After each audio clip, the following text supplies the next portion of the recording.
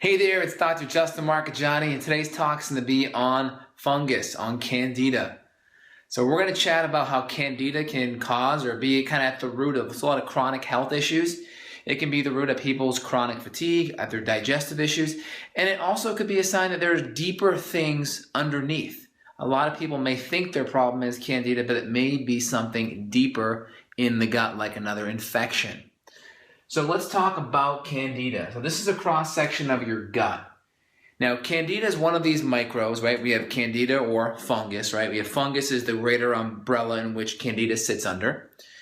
In that realm, we have fungus, Candida, etc. We have bacteria, parasites, various viruses. These can be stressors that can drive a leaky gut. So when we talk about Candida and fungus, it's doing a couple of things here. It's putting stress on our adrenal glands, right? Our adrenals are these glands here that sit right on top of your kidneys, and these glands have to deal with inflammation. So stress from Candida is going to put stress on our adrenals, and that's going to have to help to kind of come to the rescue of helping to heal inflammation in the gut and the body. So we got Candida here. Candida in the gut, it could potentially cause some of these tight junctions to unzip. It's a stressor. Endotoxins, bacteria, gluten, food allergens, these critters can cause a leaky gut. I've done lots of videos on leaky gut. And we have Candida here, I'll just put it in a C, and these stressors here can cause some of the tight junctions to unzip. And when we get Candida floating around in our bloodstream, that's not necessarily a good thing. Candida is one of these funguses that can actually produce its own toxins. So for instance, with bacteria, we have something called lipopolysaccharide or endotoxin. Well, with fungus or Candida, we have mycotoxin. And mycotoxin does a couple of different things. It's going to create this byproduct called acetaldehyde. And acetaldehyde is a stress on the liver. So I'm going to write that out, acetaldehyde. It's a stress on the liver. I have lots of patients that have come to me and they say, when I eat bad, I kind of feel drunk. Typically, that's the byproduct acetaldehyde that comes out from the fungus. It goes to the liver, has an effect right on the liver. Also, acetaldehyde creates this compound in the brain called salsolinol, and salsolinol can affect the substantia nigra of the midbrain and the cells that produce dopamine and potentially cause vertiginous kind of symptoms, a little bit of dizziness, and Parkinsonian kind of symptoms. There's actually a couple of studies on this fact. Google fungus or Candida and acetaldehyde and salsolinol. You get a couple of studies addressing this mechanism. But again, we have Candida, a couple of different kinds of funguses, right? We have Candida rhodoterola, Candida krusei, Candida albicans. Albicans is the big one. This is the one that's going to cause your jock itch. It's going to cause your yeast infection. It's going to cause your athlete's foot. It's going to cause your fungal nails, your fungal toes, and your dandruff typically. So again, the mechanism I'm exploring here is Candida and leaky gut. So we have Candida here. This is a cross section of your intestinal tract. So we can imagine putting some Candida right here in the gut. That's going to put stress on the gut lining. So this lining here is zoomed up right here. So you're going to see we have bacteria, parasites.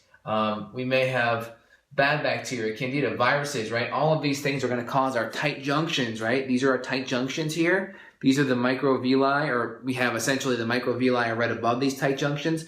But these junctions are nice and tight, and they're basically the mechanism that provides a barrier between the inside of the gut and the blood. And stressors like Candida can cause those tight junctions to open up just like so and allow undigested food particles, bacteria, and even Candida into the blood.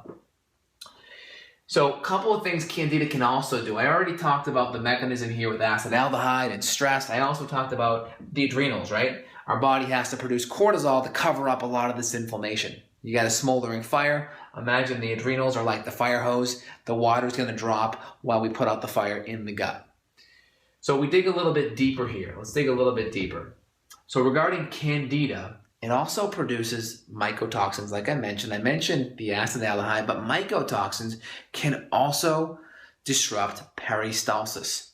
So peristalsis are like these wave-like contractions in your colon and your small intestine. It's basically the contractions that help force out your stool. So it's kind of like if you got a toothpaste tube, and you get that toothpaste tube at the very end, you're kind of like rolling it up to get that last bit of toothpaste up.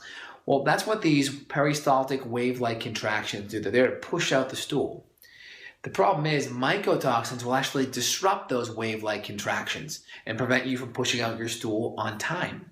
So if we're not pushing out our stool every day, about 12 inches of stool per day, we're going to start to reabsorb a lot of these toxins. So one of the big things we see with Candida is we see constipation over here, constipation, and constipation leads to auto-intoxication. So medicine likes to use big words that make it hard for people to understand. We just break it down, right? Auto means self. You're intoxicating, poisoning. You're poisoning yourself. You could say it a lot easier by just saying you're poisoning yourself, but that's what auto-intoxication means. So we have constipation from mycotoxins, right? From these funguses that can then drive into auto-intoxication. It's not a good thing, and that's going to lead to more leaky gut, right? This is the mechanism here, and this is one of the biggest mechanisms here behind autoimmune disease, right? Autoimmune disease is the biggie. That's something we really want to be careful of. So let's talk about lab testing. I test for Candida all the time in my office. We'll look at it via the stool. We can do a stool test that will test Candida. We can do blood. Blood tends to be a pretty good mechanism to look for Candida. Candida is hard to find in the stool. A lot of companies aren't able to test it too well. I'm finding on the Metametrics Genova test it's coming up more frequently, but I find I get it more when I look at the blood. When I look at the blood, I'm actually looking at IgM, G, and A. And your M and A are going to be your more acute. It's an active issue. It's an active infection.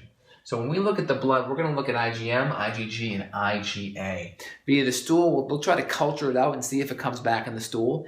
If it comes back in a stool culture, it means you definitely have a fungal or candida issue.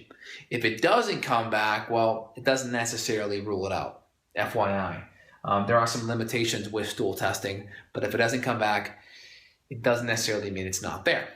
A lot of times with lab tests, there can be a decent amount of false negatives, meaning if you got a positive, there aren't many false positives. So if it comes back positive, it's there. If it comes back negatives, there's a good chance it's a false negative. It could be, especially if you have symptoms that would lead to say there's an infection.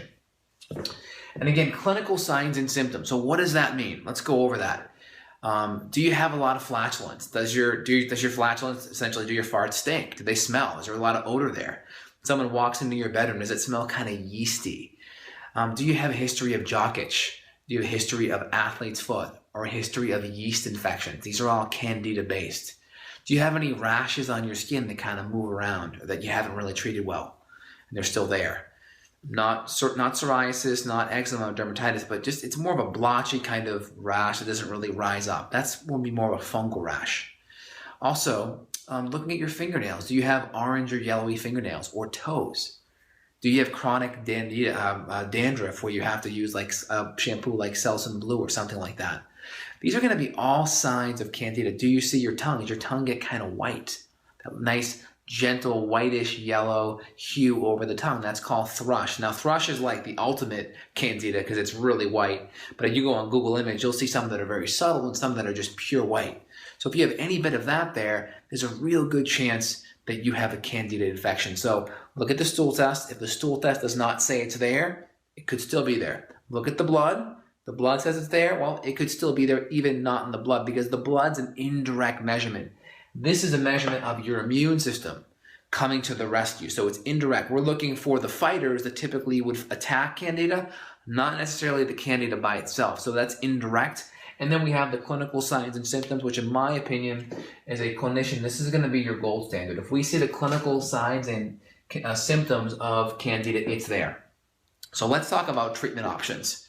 So if you are a chronic candida or fungal issues, I always think the diet is the best place to start.